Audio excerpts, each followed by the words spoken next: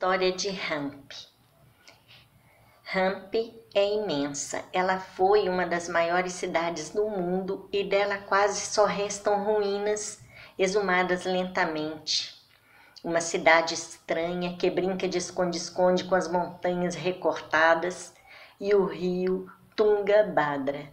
No meio das ruínas, campos de bananeiras, jardins palmeirais, bambuais, rochedos secos e solo verdejante.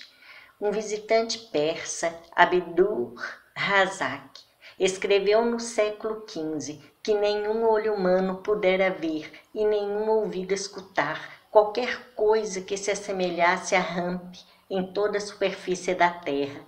E era um persa quem dizia isso. Hampi é um ponto final da história. Foi a capital do último grande reino hindu, o de Vijayanagar. A simples evocação desse nome ainda pode levar alguns indianos às lágrimas. Um reino poderoso que durou mais de 2 séculos e que por algum tempo estendeu-se até Calcutá. Um reino sagrado onde o próprio Rama, 7ª reencarnação de Vishnu, havia praticado façanhas que a memória popular sabia preservar do esquecimento. Uma história complicada e de muitas batalhas, como a de todos os reinos, com apogeus e decadências, um rei menino assassinado, visitantes maravilhados e, para finalizar, após 100 vitórias sobre os invasores muçulmanos, mas também sobre outros príncipes hindus, a derrota definitiva de Talikota em 1565. Os 5 sultões mais importantes da região de Deccan e alguns de seus subalternos tinham se reunido sob o mesmo comando. Eles tiveram tempo de incorporar e conduzir até lá uma artilharia sem igual. Os 300.000 homens de Vijayanagar foram aniquilados. No mesmo dia, a pilhagem e o incêndio começaram. Foi o fim de Hampi, uma cidade tão populosa quanto Roma, sob um império tão florescente ou mais, quanto Bagdá, graças ao algodão, às especiarias, às pedras preciosas, uma cidade cuja riqueza era considerada um raríssimo favor dos deuses.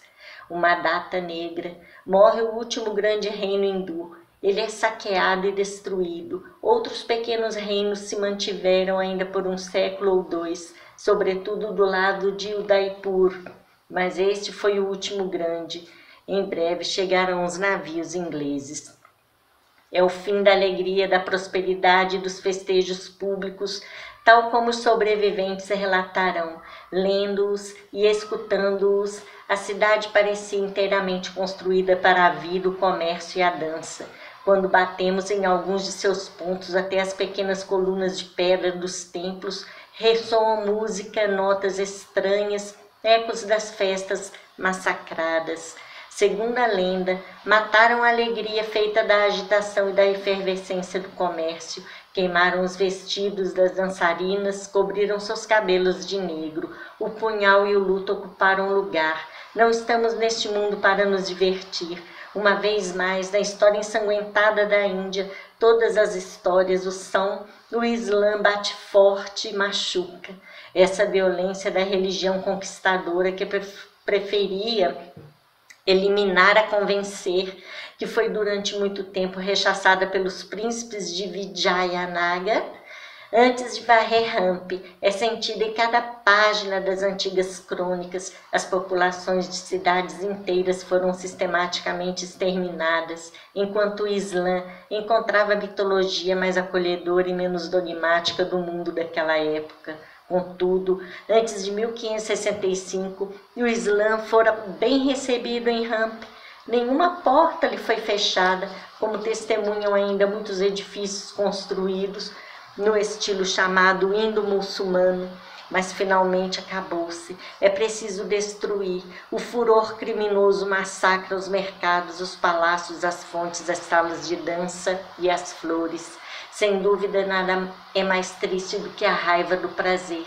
E é como em Mandu, mas em outra escala, um forte sentimento de melancolia que em alguns momentos atravessa o ar quente, quando percorremos a pé, de bicicleta, de carro, esses vestígios que nos parecem sem fim. Rampe é o maior campo de ruínas do mundo, mais de 2.600 hectares. Só o sítio maia de Tikal, na Guatemala, se continuarem a escavá-lo, poderá um dia rivalizar com ele. Mais uma vez a terra foi abatida e massacrada em nome do céu, que é apenas uma palavra para falar do ódio e da avidez, como para puni-la por ser apenas a terra. Os destruidores foram de longe incapazes de estabelecer entre eles a mesma riqueza, a mesma harmonia.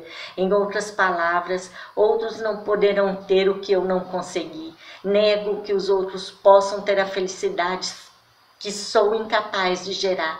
Nego com ódio. Nem todos os povos são capazes de admitir a arte de viver de outros, ou pelo menos nem todos os chefes que alguns povos se dão podem fazê-lo. Saber admiti-la, reconhecê-la, decidir às vezes nela se inspirar já é uma arte de viver.